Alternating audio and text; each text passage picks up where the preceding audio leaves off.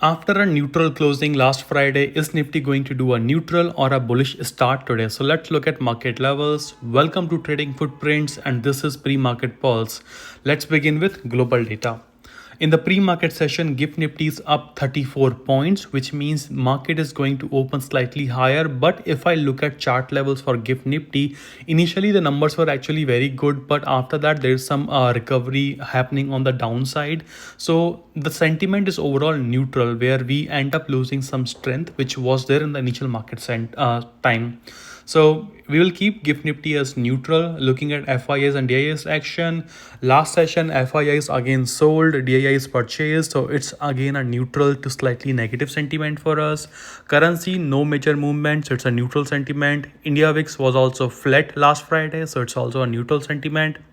Looking at US market also closed neutral. There was some strength, but at the end there was some profit booking as well. So it was a neutral day for US market. Oil is trading higher, gold is trading lower. So overall, both sectors from global and commodity side are looking neutral. Looking at US market sectors last Friday, as you can see, there was some strength in other sectors like real estate, materials and all, but there was weakness in energy, financials and some other sectors. So it was a neutral day for US market. Looking at Indian levels, Nifty's current price is 24,741. Immediate resistance is going to be 24,980. Initial support 24,650 and second support 24,550.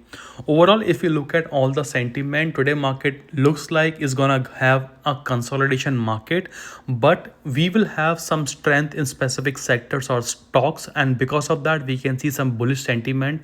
Those sectors could be the motor section, the car section, or the auto sector, where whatever GST benefit they are getting, they are trying to pass on the benefit to customers.